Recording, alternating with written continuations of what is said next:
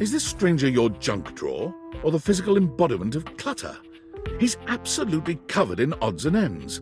Receipts, CDs, rubber bands. Even his messy black hair sports a light bulb, a pencil, and a pen. When he catches you looking at him, he startles, leaping back with an undignified yelp.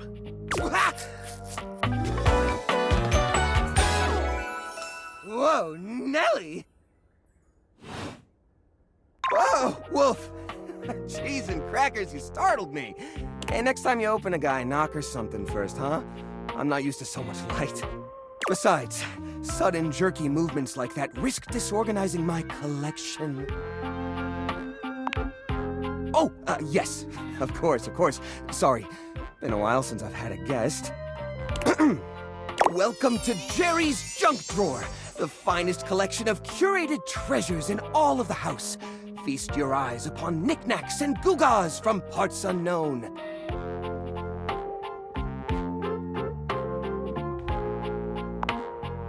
Oh, that's the question though, isn't it? Where did this nail come from? What picture frames did it hold? Is that really rust, or is it actually some sort of newfangled orange snack coating? Jerry lifts the nail to his lips, giving it a test lick. Nope, it's rust.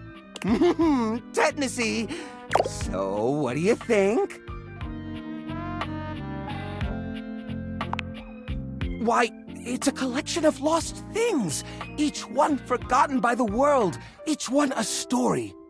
This button, for instance. Perhaps it was left behind as a clue from one lover to another, a modern-day Cinderella slipper. Take me with you, it says, and know that once you find the collar that matches this tragic button, you have found your love again.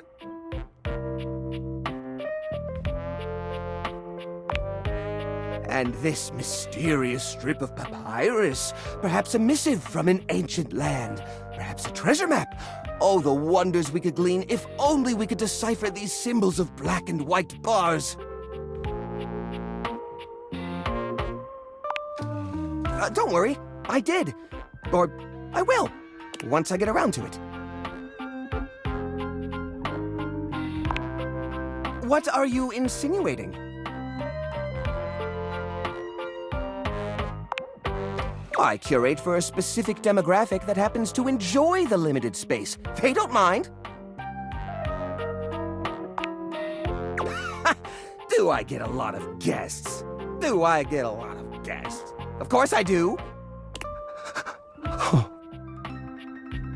Bugs count as guests, right? Oh, you mean the other objects. I get them in here all the time. Well, there's that Celia. She's a very well-to-do socialite, and she happens to be very interested in the collection. In fact, every time she comes by, she asks me, "When will this junk be gone already?" I assume she's worried about the collection moving venues before she gets to see it. She's probably just nervous about coming inside.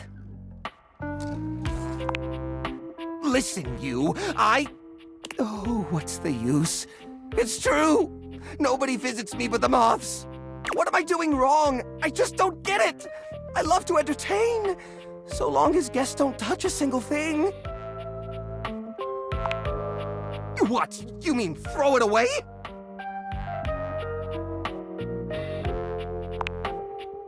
How do you mean? ...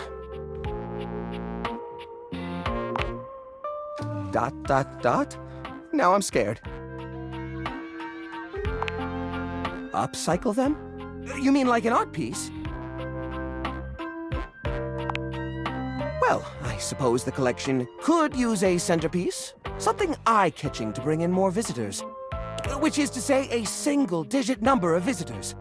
Which is to say another visitor besides you and the roaches.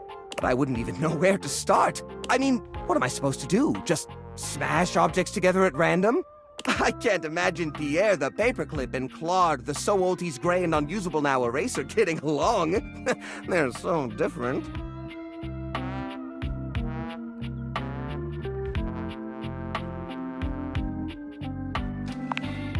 I guess that could work. To be honest, whenever I look at anything in the collection, it's like I see its entire past laid out in front of me. That's one of the reasons it's so hard to give things up, you know? Every object has a memory, and that memory is like a part of my body. They all have their own vibes and textures and feelings. Mixing them together is hard.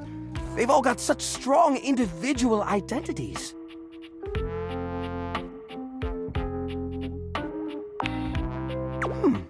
I suppose an outside perspective could help. I'll gather some items that could make a suitable sculpture. He does so, then claps his hands together. Okay, sculpture. Phew. Here we go. First things first, we need some kind of foundation. I think I've got just the thing for this. It's a flat, circular piece of wood that fell off the fence out back. You always said you'd repair it someday, but I think both of us knew that was a lie. I've got a pile of other objects here. Your job will be to pick one of my objects we'll pair together. It's a long shot, but maybe we can scrungle something together. Let me tell you about Rudolph, the wooden square. When Rudolph first came to me, I had a habit of tapping on him. We would while away the hours together, tapping away to a rhythmic beat. Sometimes the best fun looks like boredom. Rudolph always tries its best, even when he's down on his luck. He might not always be the tool you need at the moment, but he's always there to support you. Very reliable. Now, which of these would pair well with Rudolph?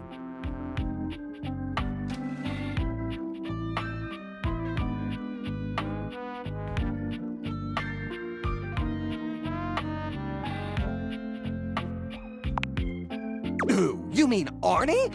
Oh, no. Arnie's a total flake. I mean, we keep him around because he's a part of the collection and he says he'll get back to work someday, but I think we all know that's not gonna happen. We can't pair Rudolph with Arnie. He's a leech. Arnie would take advantage of Rudolph's kind nature forever. No, I'm sorry, but that's no good at all. Now, which of these would pair well with Rudolph? Lorena, huh? That's not such a bad idea, actually. She might have a few holes in her, but she's always been useful in a storm. Very reliable, just like Rudolph. It's sad to see them both past their prime, but I think they could find solace in each other's company. Here, I'll glue them together. There. Now we've got a base for the rest of the sculpture. We need something to give it body. Something eye-catching. Something that pops without throwing the whole piece out of whack. What do you think?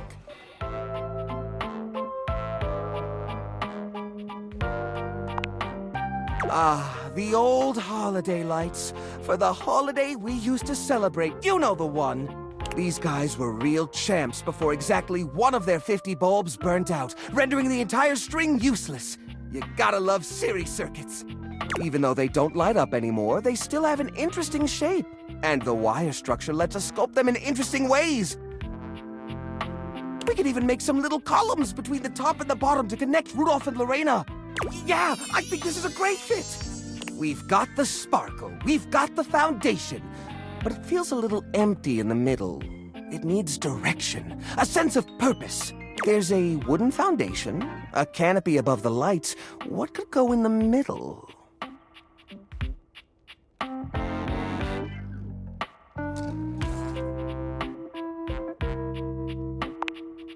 The little army man?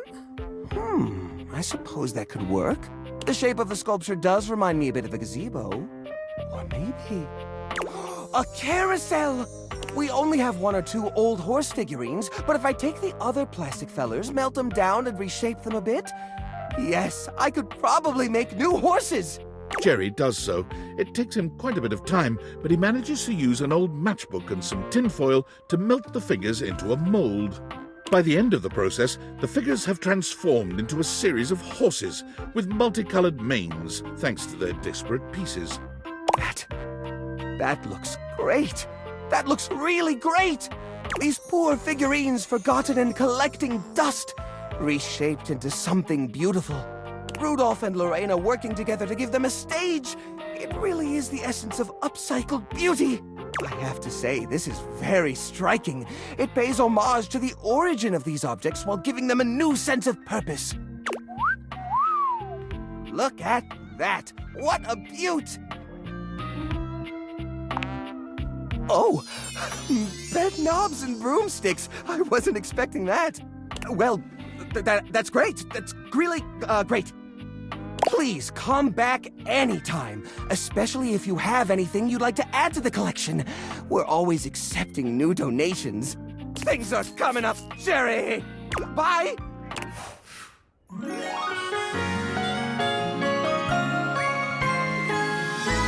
I get so dizzy when I talk to you.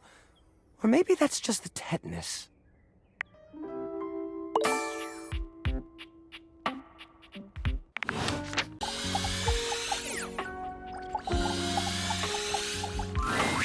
Ow! Oh, the light of day! It sears into my pasty skin! Oh, hey there, my fellow connoisseur of forgotten objects. Feel free to browse my collection at any time.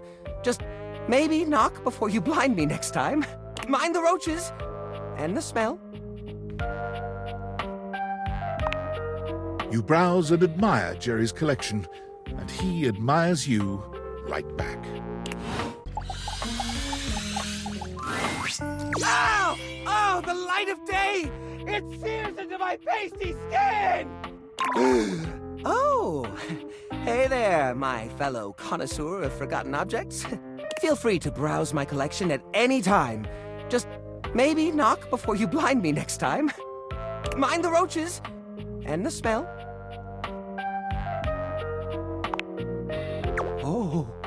Oh my! This is unexpected. If I turn human, I'm gonna have to find a new place to hold my collection.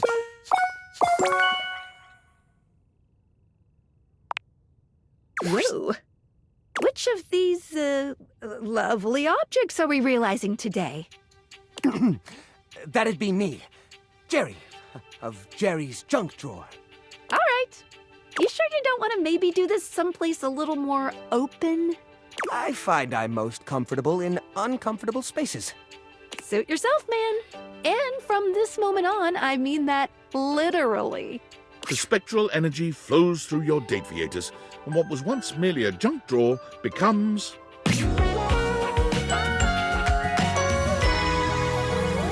Excellent! Wowza! I'm tall! Look at that! Is this my collection? Gosh, it all looks so tiny from here. And... Oh, woof! Oh, what is that? Jiminy Christmas, that is ripe. Is that the general aroma my collection's had all this time? No wonder nobody used to open me. Goodness. Well, I'm glad you like it, but I can't imagine the appeal is universal. Ah! Oh, jump at Jehoshaphat, that's smart! Ah! I've banged my leg against the exhibits more times than I can count, but it's never felt like that. It's making me nervous, all right. Oh, the textures, the smells. It's overwhelming. I don't mean to sound rude, but might it be possible to go back to being a drawer? Sorry, pal. That's a one-way ticket. What? Oh no. Well, I guess it doesn't matter. Even if I could turn back, I'd always know the terrible truth. The truth that I'm stinky. Even if I could shift back into a wooden drawer, I'd know. The only thing closing on this old drawer is the most recent chapter in his life. I think I gotta take a walk. A long walk. Maybe get a taste of that fresh air everyone's always going on about.